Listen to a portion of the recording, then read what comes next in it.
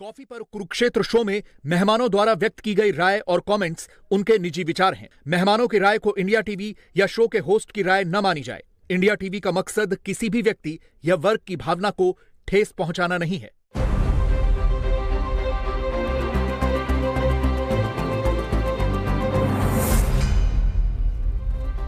नमस्कार, बहुत स्वागत आप सभी का व्यूअर्स। मैं हूं सौरभ शर्मा, रोज के तरीके से आपके साथ। आप देख रहे हैं आपका प्रोग्राम कॉफी पर कुरुक्षेत्र, जहां बातें करते हैं बिल्कुल खुल्लम खुल्ला, कुछ आपसे हम छुपाते नहीं है, कोई फिल्टर लगाते नहीं है।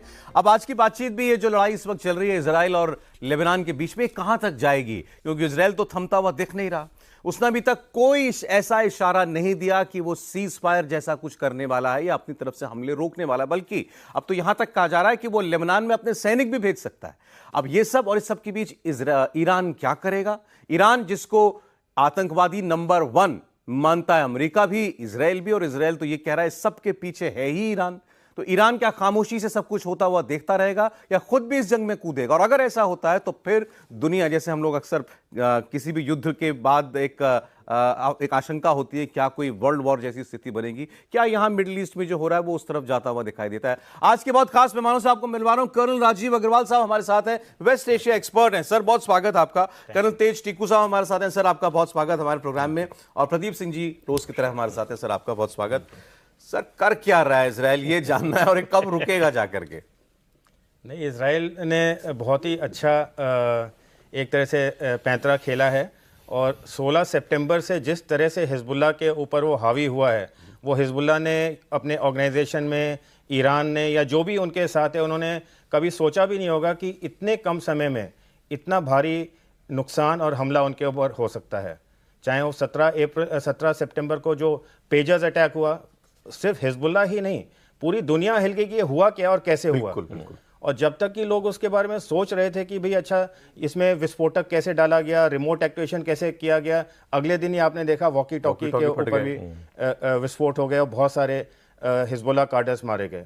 फिर उन्होंने 20 तारीख को जो है इब्राहिम अकील, जो उनका बहुत सीनियर कमांडर है, रडवान फोर्स उसका कमांडर है और मिलिट्री इन्फ्लुएंस उसका बहुत तगड़ा है, उसको उन्होंने एयर स्ट्राइक में उड़ा दिया।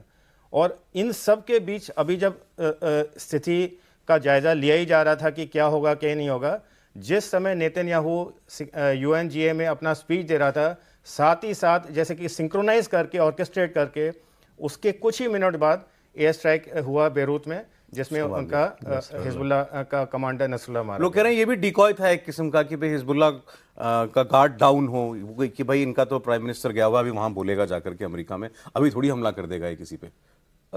इसको पता नहीं है, कह सकते हैं नहीं कह सकते, बिकॉज जो उन्होंने अटैक किया है वो बहुत ही स्पेसिफिक इंटेलिजेंस पे किया है। और जो अटैक हुआ है उनके कमांड सेंटर में, वो जमीन के काफी नीचे फोर्टिफाइड बंकर में था। तो ऐसा नहीं है कि वो खुले में घूम रहा था नसरुल्लाह। एक मतलब बिल्कुल शी वाज अंडरग्राउंड, बिल्डिंग के भी नीचे। इसीलिए जो उन्होंने बॉम्ब्स यूज किए, जो उनके इजराइल डिफेंस फोर्सेस ने खुद बयान में जारी किया है कि उन्होंने बंकर बस्टिंग, जो US से मिले हुए उनके बॉम्ब्स हैं, जो कि उनका इस्तेमाल उन्होंने अफगानिस्तान में भी किया था, उसका इस्तेमाल उन्होंने गाज़ा में भी इनिशियल फेज में किया है। तो बंकर बस्टिंग बॉम्ब्स का इस्तेमाल किया गया, बिकॉज इतने फोर्टिफाइड बंकर्स जो उन्होंने नीचे बना रखे हैं, नॉर्मल एयर स्ट्राइक से नसरुल्लाह या उनके कमांड सेंटर के ऊपर कोई प्रभाव नहीं पड़ना था। तो अब समझ में आ रहा है ना कि वो पेजर अटैक्स, वॉकी टॉकी का बम बन जाना, ये सब कुछ एक कड़ी में था, मतलब एक चेन में था। और यहां तक अब सर, अब ये सवाल है कि यहां से आगे क्या, नेक्स्ट इजराइल का एंड गेम क्या है? नहीं, इजराइल ने अभी मन बना लिया है कि इस बार जो है, जो मौका मिला है या जो एक स्थिति बन के आई थी, इस बार उन्होंने पूरा काम तमाम करना है। और हमेशा के लिए उनके जो बॉर्डर्स पे जो थ्रेट थी, उसको उन्होंने ख़त्म करने की कोशिश की है। गाज़ा को उन्होंने ऑलमोस्ट जैसे कहते हैं फ्लैटन कर दिया है। हमास की फाइटिंग कैपेबिलिटी बिल्कुल एलिमिनेट कर दी है, 80 से 90% फाइटिंग कैपेबिलिटी खत्म हो गई है। वेस्ट बैंक में उन्होंने 27 अगस्त को जो डिलिबरेट ऑपरेशन किया, उसके बाद वेस्ट बैंक में पैलेस्टीनियन इस्लामिक जिहाद की फाइटिंग कैपेबिलिटी बहुत कम हो गई है। वेस्ट बैंक बता दें व्यूअर्स को कि इजराइल के नक्शे के अंदर ही आपको एक पीस फिट हुआ मिलेगा वेस्ट बैंक के नाम से। हाँ। उसमें मतलब जो उसमें अरब पॉपुलेशन काफी है। करेक्ट। एंड गाजा की बदले वेस्ट बैंक ज्यादा इंपॉर्टेंट है, बिकॉज PLO का जो मेन हब है, जो मेन गढ़ है वो वेस्ट बैंक में है, जेरूसलम वेस्ट बैंक में है, रमल्ला वेस्ट बैंक में है। सो गाजा स्ट्रिप तो एक बहुत पतली सी जोग्राफिकल स्ट्रिप थी जो कि पार्ट ऑफ जिसे कहते हैं पैलेस्टीनियन स्टेट के रूप में माना जा रहा था, बट वेस्ट बैंक है एक्चुअल जो साइज में भी बड़ा है और पॉलिटिकली एंड स्ट्रेटेजिकली भी। और जेरूसलम वहां पर है मोस्ट जेरूसलम, तो वहां पर वो पूरी तरह वहां पे भी फर्म ग्रिप में है, फर्म ग्रिप में। अब बस बचा था नॉर्थ में जो कि था लेबनान और हिजबुल्लाह। तो 16 सितंबर को उन्होंने पब्लिकली अनाउंस किया कि हमारे जो 3 वॉर ऑब्जेक्टिव्स थे गाजा वॉर के, उसमें हम चौथा ऑब्जेक्टिव आज ऐड कर रहे हैं कि हमने अपने जो सेटलर्स है उनका सेफ रिटर्न नॉर्थ की तरफ इंश्योर करना, जो उनके रॉकेट्स की वजह से इनको छोड़ना पड़ा था। So that was a very clear indication कि भाई अब गाजा की लड़ाई तकरीबन खत्म हो गई है, वेस्ट बैंक काबू में है, अब सिर्फ इसको खत्म करना है। और वो भी ऑलमोस्ट कर ही दिया उन्होंने अब, और वो काफी हद तक अभी चालू है। अब ये नहीं कह सकते कि खत्म है, बट बहुत हद तक उन्होंने अब जैसे कर्नल साहब ने बताया ये तो मतलब ईरान के ऑब्जेक्टिव्स मीट होते जा रहे हैं, अब ये युद्ध खात्मे की तरफ बढ़ रहा है या ये और फ्लेयर अप होता जाएगा, ईरान चुप बैठा रहेगा क्या? सौरभ जी, हमें 1-2 पॉइंट्स इसमें नोट करने पड़ेंगे। सबसे पहली बात तो ये है, इस पूरे युद्ध में एक्चुअली 1973 के बाद जो युद्ध हुए हैं वहाँ पर, उसमें सुन्नी मुसलमान इन्वॉल्व नहीं है। इज़राइल 1967 में जो लड़ाई हुई थी और 73 में जो लड़ाई हुई थी, उसमें सब अरब देश इन्वॉल्व थे। जॉर्डन था, इजिप्ट था, सीरिया था, ये जितने भी देश थे वो सब इन्वॉल्व थे। लेकिन 1973 में जो मेजर देश है वहाँ के, खासकर इजिप्ट और उनकी इज़राइल से जो संधि हुई, उसके बाद तकरीबन कोई भी अरब देश डायरेक्ट कॉन्फ्लिक्ट में नहीं है इज़राइल के। लेकिन 1978 में जब ईरान में रेवोल्यूशन आया तो अयातुल्लाह खुमैनी इतना बड़ा बन गया कि उसने फिर लेबनान के अंदर हिजबुल्लाह बनाया और हिजबुल्लाह को काफ़ी सक्सेस हुई 2006 के युद्ध में। उसके बाद ईरान के शियाइट फोर्सेस का वहाँ पर काफ़ी ज़्यादा प्रभाव बढ़ गया। अभी जो ये लेबनान के साथ हो रहा है, देखिए वहाँ पर 20,000 इजरायली जो सेटलर्स थे नॉर्दर्न इजराइल में, उनको इवैक्यूएट करना पड़ा क्योंकि सदर्न लेबनान में काफ़ी सारे डिप्लॉयमेंट है उनकी, रॉकेट्स हिजबुल्लाह की, वो इनको वहाँ रहने नहीं देते हैं।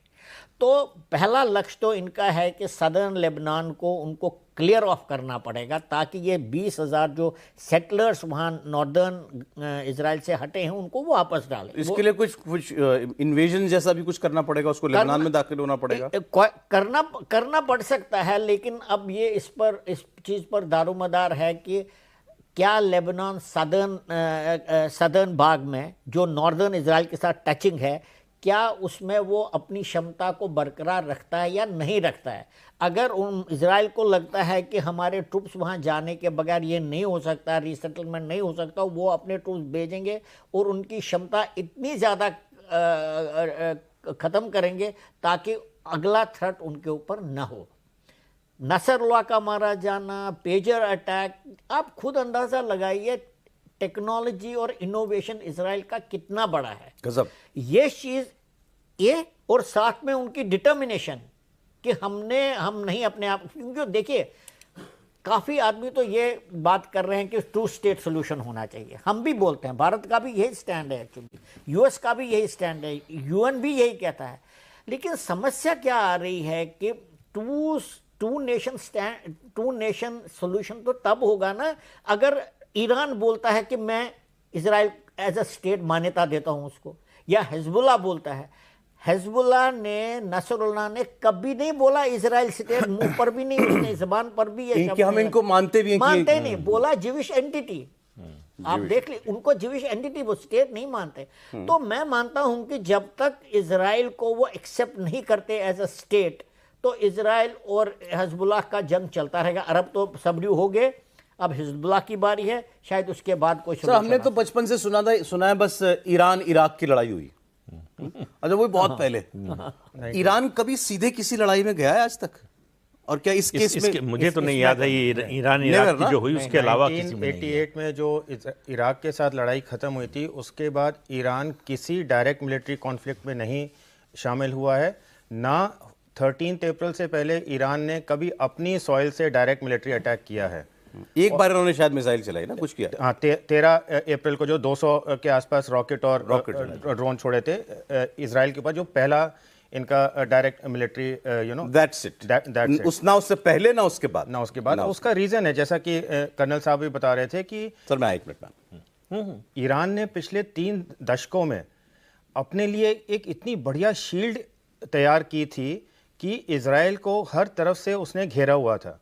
और घेरा हुआ था ये नहीं कि आपने सिर्फ उसको मतलब बाउंड किया हुआ है। हर समय इजराइल के ऊपर, चाहे गाजा से हो चाहे वेस्ट बैंक से हो, छुटपुट घटनाएं होती रहती हैं। जैसे मैं अभी आपसे शो से पहले भी बात कर रहा था कि 2007 से जब से गाजा में हमास की गवर्नमेंट आई है और 2021 तक 4 या 5 तो मेजर उनके युद्ध हो चुके हैं, जो कि कोई महीने भर, कोई 20 दिन तक चला है, जिसमें कि इजराइल ने डायरेक्ट अटैक किया है। और हमास और इजराइल का। बट अभी जो देखने वाली बात यह है कि अब ईरान क्या करेगा इस हालात में। ईरान के पास ऑप्शंस बहुत लिमिटेड अब रह गए हैं। जब हानिया को मारा उन्होंने 30 जुलाई को, तो सुप्रीम लीडर ने खुद कहा कि भाई इस बार हमें इस बेइज्जती के लिए पक्का हम बदला लेंगे, और बदला हम अपने दोस्तों या प्रॉक्सी के द्वारा नहीं, बट डायरेक्ट अटैक के द्वारा लेंगे। 30 जुलाई निकल गई, अब 30 सितंबर आने वाली है। अभी तक ईरान ने कुछ नहीं किया था। हर बार हर 24 घंटे 48 घंटे में अमेरिकन इंटेलिजेंस का एक आउटपुट आता था कि भाई अगले 96 घंटों में ईरान का अटैक आने वाला है। उन्होंने 2-2 एयरक्राफ्ट कैरियर लेड फ्लीट और हज़ारों अपने जो एयरक्राफ्ट्स वगैरह हैं वो सब वहाँ पे तैनात किए हुए थे कि भाई अगर ईरान अटैक करेगा तो हमें किस तरह से उसे काउंटर करना है। अब ईरान के पास क्या ऑप्शन है? गाजा में हमास की मिलिट्री कैपेबिलिटी काफ़ी हद तक ख़त्म हो चुकी है, एलिमिनेट नहीं हुई है बट काफ़ी हद तक ख़त्म हो चुकी है। वेस्ट बैंक में इजराइल ने पूरा अच्छे से ओवर पावर कर रखा है, और लेबनान में हम बात कर ही रहे हैं जो हो रहा है। ईरान डायरेक्ट अटैक जो उसके ऊपर हो सकता है इजराइल और यूएस और वेस्टर्न एलाइज के द्वारा, उससे सिर्फ इस वजह से बचा हुआ था अभी तक कि इजराइल के तीनों तरफ उसने इजराइल को बांधा हुआ था प्रॉक्सीज के द्वारा, जो कि एक्टिव थे और उसको चैन से नहीं रहने देते। अब वो खुल गया। अगर वो खुल जाता है और ईरान अभी भी चुप बैठा रहता है, तो क्या ईरान के ऊपर अब खुद के डायरेक्ट अटैक का डेंजर रहेगा? ये इजराइल मारेगा कि नहीं मारेगा इजराइल को? सीधा ये सर सवाल है सर। मतलब अब अच्छा, मैंने तो सवाल ये किया था क्या ईरान कुछ करेगा हमला? कर्नल साहब बता रहे हैं, अब सवाल है कि क्या इजराइल सीधा कर सकता है हमला ईरान के ऊपर? नहीं, देखिए एक चीज़ अभी जो आपने शुरू में कही, यूएन में जब बोलने जा रहे थे नेतन्याहू, तो वॉर हो या पॉलिटिक्स, उसमें सरप्राइज एलिमेंट का असर मल्टीप्लायर इफेक्ट की तरह होता है। जिस समय नेतन्याहू बोलने जा रहे थे, ईरान हो या हिजबुल्लाह हो, इन सबको था कि भाई यूएन जनरल असेंबली में बोलने जा रहे हैं, वहाँ से अगर उस समय अटैक होगा तो इजराइल की क्या हालत हो जाएगी, पूरी दुनिया इजराइल के खिलाफ खड़ी हो जाएगी। और इजराइल को, मोसाद को, उनकी इंटेलिजेंस को ये पता था कि इस समय जो है नसरल्लाह से मिलने उनका जो क्वाड फोर्स है ईरान की, उसका कमांडर अब्बास वो मिलने गया। एक जनरल भी मरे हैं, ईरान के एक जनरल भी मरे ना उस दिन, कुड्स फोर्स का जनरल मारा गया है। वो भी वहां पर मौजूद है।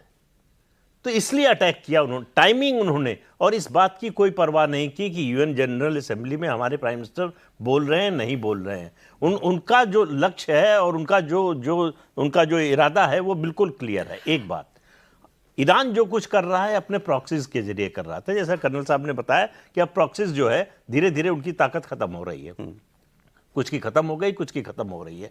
और इजराइल ने इस बार तय कर लिया है कि इन प्रॉक्सीज को पहले खत्म कर देना है, तो एक्सपोज कर दो ईरान को। पहले साइड के निपटाओ, इनको निपटाओ, फिर मेन विलेन के, फिर देखें ईरान में कितना दम है।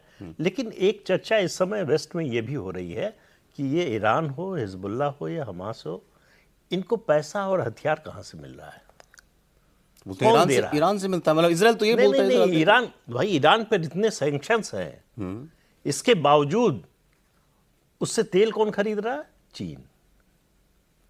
तो सबकी, मतलब किसी के पास कोई इंफॉर्मेशन हो या होगी तो मतलब पब्लिक नहीं है, कि ये आशंका है कि चीन हथियार और पैसा दे रहा है कि नहीं, ये कोई कंफर्म करने को तैयार नहीं है।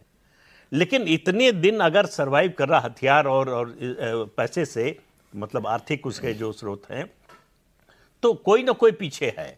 एक बात यह है, दुनिया में दूसरा कहीं भी कांडो घूम फिर के कहीं एक तार जाके लगती जरूर है चाइना के साथ। दूसरी समस्या यह है कि अमेरिका में प्रेसिडेंट के इलेक्शन चल रहे हैं और नेतन्याहू को यह पता है कि वो उनको मतलब ये पता नहीं है कि ट्रंप आएंगे कि नहीं, लेकिन ये पता है कि अगर कमला हैरिस आई तो उनके लिए मुश्किल हो जाएगी। उन्होंने भी मुश्किल ये हो जाएगी कि अमेरिका हथियार की सप्लाई उस तरह से जारी रखना शायद न रखे। दूसरा, अगर और प्रेशर होगा नेतन्याहू पर, इजराइल पर, कि वो शांति वार्ता के लिए आए, और अगर ऐसा नेतन्याहू करते हैं तो उनका जो राइट विंग सपोर्टर है वो उनको छोड़ के चला जाएगा। तो उनकी सरकार का जो 2 साल का कार्यकाल बचा हुआ है, तो कहा यह जा रहा है कि नेतन्याहू के पास 2 महीने का समय है, जो करना कर लो, जो करना है कर लो। इस समय अमेरिकी इलेक्शन से पहले हाँ, इलेक्शन से पहले जो है जो कुछ करना है कर लो, लेकिन इतने कम समय में इतना बड़ा ऑपरेशन जो है वो संभव है नहीं।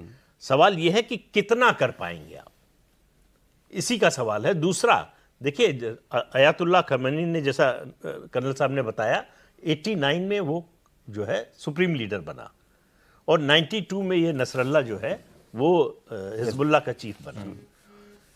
नसरल्ला को खमेनी मानते हैं कि वो अपने बेटे की तरह मान रहे थे, तो उनके लिए वो इतना बड़ा सेटबैक है जिससे निकलना मुश्किल है। अब प्रतिष्ठा का सवाल बन गया है ईरान के लिए कि हमारी बेइज्जती पर बेइज्जती हो रही है, हम कुछ कर नहीं पा रहे हैं। उस पहलवान की तरह है कि जो हर बार कहता है मार खाने पे कि अब की मारा तो मारेंगे, लेकिन मार नहीं पा रहे। और जो मार पाने की उनकी क्षमता थी, जो मारक क्षमता थी, वो लगातार घटती जा रही है। ईरान और अमेरिका, इजराइल और अमेरिका को एक मानते हुए हम बात करें कि जो कुछ भी हो रहा है अभी, इजराइल जो कुछ भी कर रहा है फुल अमेरिकन बैकिंग के साथ, अमेरिकन वेपन्स के साथ, और अभी साथ में उसने अपने और हथियार और जंगी बेड़े और खड़े कर दिए कि तू करता रहे, हम देख रहे हैं, चिंता मत कर, लगा दिया हमने। दूसरी तरफ का काम जो सर ने कहा, कौन है? नहीं, इसमें एक चीज और जोड़ लीजिए, वो ये कि इजराइल के खिलाफ नहीं अमेरिका, और जाएगा भी नहीं। नहीं, ये लेकिन उसी तरह एक साथ साथ तो है, हम दूसरी बात कर रहे हैं, हम कह रहे हैं लेकिन नेतन्याहू के साथ अमेरिका जो है वो कोई भी रिजीम हो उतनी ही शिद्दत के साथ खड़ी होगी, इसकी कोई गारंटी नहीं। मे बी वो जो आपने कहा कि इलेक्शन के बाद अगर मान लें कमला हैरिस आ जाती हैं तो क्या होता है। दूसरी तरफ कौन कौन है? ये जो इस वॉर में सबसे बड़ी जो समस्या आ रही है, इजराइल के अगेंस्ट जो फोर्सेस फाइट कर रही हैं, हिजबुल्लाह, हमास, PIJ, ईरान, हौती, जो भी फोर्सेस फाइट कर रही हैं, उनके लिए जो सबसे बड़ी समस्या आ रही है, जो आपने सवाल रेज किया, वो ये है कि उनको रीजन से कोई सपोर्ट नहीं मिल रहा है। अच्छा, उसका क्या है? अभी मैं आपको कंट्री बाई कंट्री बताता हूँ। सबसे पहले लेते हैं हम इजिप्ट और जॉर्डन। इजिप्ट और जॉर्डन ने कम से कम 3 या 4 बार अनाउंस किया है कि भाई ये फलाना फलाना हमारी रेड लाइन है, इसको क्रॉस करोगे तो हम मजबूर हो जाएंगे इस युद्ध को ज्वाइन करने में। उन्होंने रफा बॉर्डर के ऊपर जब इसराइल ने अटैक किया, ग्राउंड फोर्सेस भेजे, तो इजिप्ट में बोला भाई ये हमारा बॉर्डर है, इसके ऊपर अगर आप आओगे तो ये हमारी रेड लाइन है, हम बर्दाश्त नहीं करेंगे। रफा का ऑपरेशन हो गया, उन्होंने उस क्रॉसिंग के ऊपर अपना कंट्रोल कर लिया है इसराइल ने, इजिप्ट ने कुछ नहीं किया।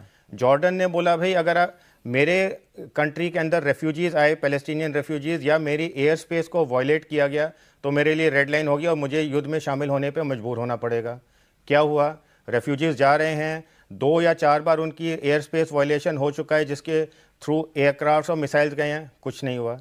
किसी को कुछ समझ नहीं रहा है। नेक्स्ट लॉट है आपका कतर और टर्की। कतर और टर्की जो है बेसिकली फाइट कर रहे हैं, किस तरह से कि एक इनडायरेक्ट वे में पॉलिटिकल फाइट कर रहे हैं, ताकि वो इजिप्ट के साथ और US के साथ एक सीज फायर डील के तरफ बात कर रहे हैं, बट ये जंग रुकवाओगे? ये जंग रुकवाओ। ओके, नेक्स्ट आपके आते हैं UAE और सऊदी अरेबिया। सबसे बड़ी जो पोजीशन इस युद्ध में अगर किसी 2 देशों ने ली है वो है UAE और सऊदी अरेबिया। दोनों ने पहले दिन से अपने आप को बिल्कुल साइड में रखा हुआ है इस युद्ध से। कंडमनेशन के स्टेटमेंट देते हैं जब कोई बहुत बड़ा कोई हादसा होता है, कोई बहुत बड़ी सी बहुत लोग मारे जाते हैं, कुछ होते हैं, बट उन्होंने अपना रास्ता तय किया हुआ है। सऊदी अरेबिया ने सऊदी विजन 2030 और UAE ने 2035 विजन के अंतर्गत से उनका एक ही एम है, economic prosperity and building a economy which is not oil dependent. अगर हमारे झगड़े से कोई लेना देना नहीं है। UAE का इजराइल के साथ ऑलरेडी डिप्लोमेटिक रिलेशन एस्टैब्लिश है अब्राहम अकॉर्ड के बाद से। और सऊदी अरेबिया के साथ ऑलमोस्ट हो गया था, हाथ ही निकल गया था, पूंछ रह गई थी जब ये हमास ने अटैक कर दिया। 23 सितंबर को लास्ट सारी चीज़ें फाइनलाइज हो गई थी, सिर्फ साइनिंग की जैसे कहते हैं ना कि बाकी थी, और 7 अक्टूबर को उन्होंने हमास ने अटैक कर दिया। वो भी ऑलमोस्ट अब मान चुका है इजराइल है भाई, तो इसके साथ यूएई सऊदी नहीं है, इजिप्ट और जॉर्डन रेड लाइन को एक्सेप्ट किए जा रहे हैं, कतर और टर्की से भाषण दिए जा रहे हैं। सो इस लड़ाई में अगर आप देखें, the only nation which is fighting for the Palestinian cause is Iran. अब वो का सवाल था, ईरान के भी पीछे कोई और है क्या?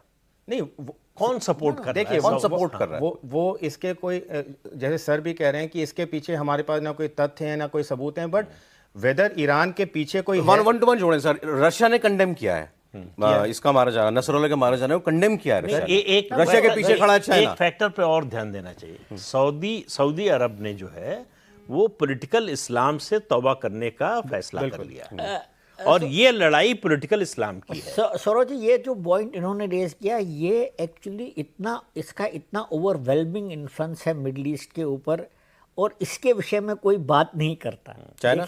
नो, नहीं, पॉलिटिकल इस्लाम। हमें देखिए, शिया सुन्नी की लड़ाई तो उतनी देर से, जब से इस्लाम पैदा हुआ 200 साल के बाद की, और ईरान ने फैसला किया, शियाज ने फैसला किया है कि जब तक उनके पास 2 बड़े स्थान जो सऊदी अरेबिया कंट्रोल कर रहा है, जब तक हमें नहीं मिलेंगे तब तक वो चैन से नहीं बैठेंगे। इसीलिए कोई भी अरब स्टेट, और इंक्लूडिंग टर्की, जो कि अरब स्टेट नहीं है लेकिन वेरी पावरफुल, पाकिस्तान और टर्की माना जाता है इस्लामिक स्टेट्स में सबसे पावरफुल, कभी उन्होंने आउटराइट मदद नहीं की ईरान की, बल्कि वो ये सोचते हैं कि अगर ईरान हावी हो गया, जैसे हिजबुल्लाह हुआ था वहाँ पर, तो वो तो उनके लिए खतरा और बड़ा बनेगा, क्योंकि आजकल इस्लामिक वर्ल्ड में जो मेन जगहें हैं वो सऊदी अरेबिया के पास है, और सऊदी अरेबिया कभी भी नहीं चाहेगा, या सुन्नीस कभी नहीं चाहेगा कि इसके ऊपर ईरान का कब्जा हो। ये सिविलाइजेशनल लड़ाई है, और इसका भी फायदा जो है अमेरिका इजराइल को मिल रहा है, उठा रहा है। अब जहाँ तक सवाल है कि ईरान के पीछे भी कोई है, देखिए दुनिया में प्रॉक्सी वॉर चल रहे हैं। रशिया के बरखिलाफ यूक्रेन है, वो तो अमेरिका लड़ रहा है, नेटो लड़ रहा है।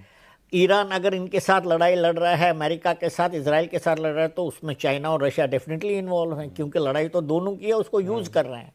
लेकिन ये कब तक चल सकती है? और मैं फिर ये बात दोहराना चाहता हूँ कि ईरान जब तक सबड्यू नहीं होगा, कंप्लीटली सबड्यू नहीं होगा, या तो नुकसान बहुत होगा या तो रजीम चेंज होगा, तब तक ये युद्ध का खात्मा नहीं होगा। अब ये जो चल रहा है, इजराइल डायरेक्टली करेगा अटैक ईरान को, जैसे आप सब ने बताया कि उसको लग रहा है इस वक्त ये सबसे अच्छा मौका है। प्रॉक्सीज जो थे वो भी अब सबड्यूड हैं सभी के सभी।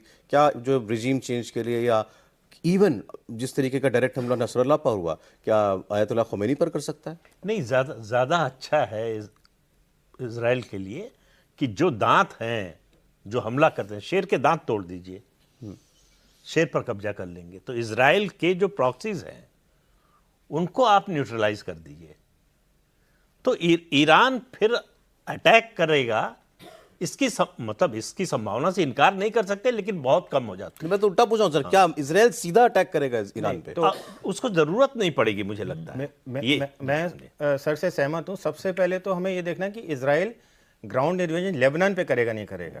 सो जैसे हम फौजी भाषा में बोलते हैं preparation of the battlefield, softening of the target, तो पिछले जो 10-12 दिन में इजराइल ने किया है, 17 सितंबर से लेके 27 तक, जो नसरुल्लाह की असैसिनेशन के साथ, उन्होंने उनके कमांड नेटवर्क को ख़त्म कर दिया है, उनके कम्युनिकेशन नेटवर्क को ख़त्म कर दिया है, फर्स्ट एंड सेकंड और even third layer of leadership उनकी ख़त्म हो गई है, उनके बहुत सारे weapons platforms and weapon depots को बर्बाद कर दिया है। एक दिन आई थिंक 19 या 20 सितंबर को उन्होंने एक ही स्ट्राइक में, मतलब पैकेज ऑफ स्ट्राइक्स, उन्होंने 100 से ज़्यादा रॉकेट लॉन्चर्स जो थे उनके उड़ा दिए थे।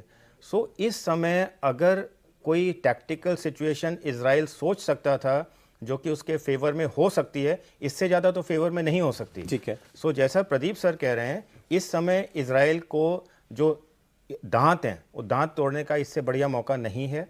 अगर वो सोचता हाथ है। के साथ साथ जबड़ा तोड़ेगा क्या? मैं बार बार वहीं जा रहा हाँ, था। सो नहीं, अगर जबड़े की जरूरत ही नहीं है तोड़ने की। अगर दांत तोड़ दिया आपने, मतलब बिना दांत के मुंह सांप का करेगा जहर क्या? निकाल दिया आपने, तो सांप घुपता रहे आपके आसपास, क्या फर्क पड़ता है? सरोज जी, जो वो छुपा के क्यों वो खमैनी को छुपाए क्यों घूम रहे मैं हैं ईरान आपको वाले? बताता हूं सरोज जी, अभी 2 लोग हैं वहां पर जो इजराइल के टारगेट में, एक है या नहीं है, क्योंकि वो बहुत बड़ा प्रॉब्लम हो जाएगा फिर। एक तो है यहया सिनवार, जो सिनवार, उनको मिला नहीं अभी तक, हमास का, अब जो हमास हमास का जो बॉस है, और वो है उधर ही गाजा में ही है वो। और दूसरा है खमैनी खुद, मैं वही पूछ रहा हूँ। और खमैनी पिछले 2 दिन से गायब है। इनके लिए आपने कहा ना बड़ा प्रॉब्लम हो जाएगा दुनिया में अगर इनको कुछ हुआ तो। नहीं, मैं सोचता हूं बड़ा प्रॉब्लम हो जाएगा, लेकिन मुझे लगता है रीथिंकिंग पर नहीं हो जाएगा, क्योंकि अगर उसको ये निकाल देते हैं फिर इनको आपस में लड़ाई नहीं लड़नी पड़ेगी, वहाँ रजीम चेंज हो जाएगी। और अगर खमैनी को इन्होंने ले लिया, न्यूट्रलाइज किया, तो बहुत बड़ा एक मतलब ईरान का रुख बदली हो जाएगा कम्प्लीटली, क्योंकि वहाँ पर लोग चाहते हैं कि बदली हो। वो नहीं चाहते कि अमेरिका और ईरान और इजराइल की दुश्मनी इतनी बढ़े, क्योंकि खुद की इकोनॉमिक प्रॉब्लम्स हो रही हैं। तो कुछ हद तक वहाँ के लोग भी ये चाहते हैं, लेकिन इतना ज़बरदस्त स्ट्रैंगल होल्ड है ईरानियन सोसाइटी पर कि वो उसका रजीम चेंज अंदर से नहीं हो सकता है। और मुझे हैरानगी नहीं होगी कि अगला टारगेट उनका खमैनी भी हो सकता है। एक बार इसी पर क्या खुमैनी अगला टारगेट हो सकता है? खोमेनी, अगर उसे खोमेनी को सेफ लोकेशन में भेजा गया है तो दैट मीन्स ईरानियंस भी सोचते हैं कि उसके ऊपर खतरा है। दूसरा, उन्हें अब पूर्ण विश्वास हो गया है ईरानियंस को कि हम इंटेलिजेंस नेटवर्क जो इजराइल का है उसने अपने आप को बहुत अच्छी तरह से रिडीम कर लिया। जो 7 अक्टूबर वाली कहानी थी वो पीछे रह गई और आज वो एक हीरो के रूप में इंटेलिजेंस नेटवर्क उनका उभर के आया है। तीसरा, ईरानियंस को ये पक्का पता चल गया कि उनके इंटेलिजेंस में बहुत लीक्स हैं और हर तरह की मूवमेंट और हर तरह की जो उनकी कार्यवाही है उसके बारे में इजराइल और यूएस को खबर मिल रही है। बट खोमेनी से ज़्यादा जो मैं कहना चाहूँगा वो ये है कि इस पूरी लड़ाई का जो मुद्दा है, उस पूरी लड़ाई का मुद्दा क्या है? State of Palestine. लड़ाई छिड़ी क्यों? बिकॉज 7 अक्टूबर को लड़ाई क्यों छिड़ी? बिकॉज जो पैलेस्टीनियन ग्रुप्स थे, चाहे आप हमास को, चाहे ईरानियन प्रॉक्सी को, जो भी है, उनको एक इंडिकेशन क्लियर हो गया था कि अगर सऊदी इजराइल की पीस डील हो जाती है तो पैलेस्टीनियन कॉज हमेशा के लिए खत्म हो जाएगा। This war is not about Iran. Iran is a prominent actor, a protagonist against Israel, but cause है पैलेस्टीन का। अगर इस लड़ाई के बाद ईरान के ऊपर ईरान बिल्कुल जो है कमज़ोर हो जाता है, प्रॉक्सीज उसके डिस्ट्रॉय हो जाते हैं, अल्टीमेट रिजल्ट क्या है? अल्टीमेट रिजल्ट इज जो जुलाई में इजराइल कैबिनेट ने रेजोल्यूशन पास किया that they will not be any 2 state solution, there will be only 1 state. That means पूरे अरब वर्ल्ड को ये एक्सेप्ट करना पड़ेगा कि भी कल के बाद there is nothing called a Palestine state. ये है मेन मुद्दा। इजराइल आज की तारीख में इंटेलिजेंस और टेक्नोलॉजी में उसका कोई मुकाबला नहीं है। बिल्कुल। ईरान तो कहीं दूर दूर तक मुकाबला नहीं कर सकता, और इजराइल जब चाहे उनके इंटेलिजेंस में पेनिट्रेट कर सकता है।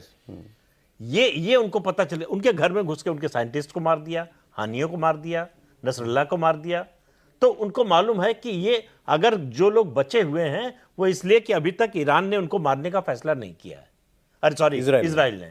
ठीक। तो इसलिए जो है ईरान को 10 बार सोचना पड़ेगा अगर वो काउंटर अटैक किया, उसमें सीधे शामिल होने के बारे में सोचता है। मुझे नहीं लगता, मतलब मैं कोई एक्सपर्ट नहीं हूं इसका, लेकिन इतना कह सकता हूं जो परिस्थिति दिखाई दे रही है उसमें जो है कि अगर ईरान को अपनी चिंता होगी तो उसके लिए सर्वाइवल का तरीका ये एक ही तरीका है कि सीधे लड़ाई में शामिल ना हो। देखिए सरोज जी, सर समय मेरे पास कम रह गया। अगर मैं सिर्फ एक चीज बोलना चाहता हूं, सिर्फ टेक्निकल इंटेलिजेंस अल्टीमेटली डिसाइड नहीं करती हिट करें या नहीं करेंगे। अल्टीमेटली लास्ट मिनट इंफॉर्मेशन आपको ह्यूमन देगा, जिसको हम फौज में ह्यूमन। उस आदमी ने देखना है कि नसरुल्लाह उधर है, हाँ है। जब वो एयरक्राफ्ट हवा में है, लेकिन जब वो बोलेगा yes he is there then there, तो मतलब इनका इन्फिल्ट्रेशन इतना ज्यादा हो चुका है कि मुझे लगता है कि ईरान के बस का नहीं है इजराइल को अब होल्ड बैक करना। और बिल्कुल ठीक कह रहे हैं, ओल्ड सिविलाइजेशन है, बहुत बड़ी कंट्री है, लेकिन मुझे लगता है रजीम चेंज हो सकता है। ईरान में रेजिम चेंज एक गोल हो सकता है इस सारे झगड़े के बीच में। दूसरा जो आपने कहा, जो काम होते होते रह गया, सऊदी अरब और इजराइल इनकी दोस्ती अगर फॉर्मली दोस्ती अगर इनकी हो जाती है तो Palestinian cause as such will be dead, will be dead हमेशा के लिए। और वो क्या, और नहीं उसके साथ साथ क्या झगड़ा भी डेड या नहीं? सो अगर ये मेरा लास्ट क्वेश्चन आपसे, अगर अरब वर्ल्ड ने डिसाइड कर लिया है कि Palestinian cause is not as big as what their future is, तो फिर तो कहानी हमारा अपनी तरक्की ज्यादा इंपॉर्टेंट है इस झगड़े में नहीं हाँ, बनना। ये बहुत हो गया। 70 साल से चल रहा है, इसका कोई इलाज नहीं है। जो एक ज्योग्राफी है उसमें वाइबल स्टेट बन ही नहीं सकता, और रोज रोज ये जो है पिन प्रिक्स लगे रहते हैं। हमारा इकोनॉमिक एजेंडा इससे डिसरप्ट होता है। तो अगर ये एक बड़ी सोच एनवायरनमेंट में है और इस युद्ध के बाद जो है ये हो जाता है, और अब तो फाइनल उन्होंने इजराइल अभी तक जो कहता था नहीं करेंगे 2 स्टेट, ये वो, अब तो उसने एक फॉर्मल रेजोल्यूशन पास कर दिया। 1 स्टेट इजराइल, 1 स्टेट पैलेस्टीन जैसा कुछ है ही नहीं। हाँ, और वेस्ट बैंक में PLO रहेगा और वो ऐसे ही चलता है। अरे वेस्ट बैंक में जो है वो है, इतना ही तुम अपना मानो। PLO रहेगा अंडर इजराइल एडमिनिस्ट्रेशन, मतलब उनको थोड़ी बहुत और गाजा का क्या करेंगे? Gaza will be finished, Gaza will be nothing, Gaza will be under Israeli. जो भी वो कहते हैं कि भाई हम एडमिनिस्टर नहीं करना चाहते, बट जो भी एडमिनिस्टर करेगा रहेगा तो उनके कंट्रोल में ही ना। सो इससे इजराइल फिलिस्तीन का झगड़ा हमेशा के लिए ये खत्म करना चाहता है। एम यही है। अब लेट्स सी ये हो पाता है कि नहीं हो पाता। अगर ऐसा हुआ, देखें कोई भी युद्ध झगड़ा दुनिया में कोई भी सोबर माइंड नहीं चाहता कि हो। फौजी बैठे मेरे सामने ये भी नहीं कभी चाहते होंगे कि युद्ध कहीं चले। मैंने तो सुना ये है सर कि करेक्ट, एब्सोल्युटली, पीछे से बहुत लड़ जाओ, पहलवान को लड़ाने वाले पीछे बहुत होते हैं। पहलवान खुद नहीं चाहता कभी कि लड़ाई हो। तो ये, लेकिन कभी कभी स्थायी शांति के लिए युद्ध अनिवार्य होते हैं, और क्या ये ऐसा ही एक युद्ध है और युद्ध खत्म हो ये सब लोग चाहते हैं, और उसके बाद एक स्थायी शांति मिले। देखते हैं दुनिया में आगे क्या लिखा है। बहुत शुक्रिया सर, कर्नल टिप्पू साहब बहुत शुक्रिया आपका, कर्नल अग्रवाल बहुत शुक्रिया आपका, प्रदीप जी बहुत शुक्रिया सर आपका भी।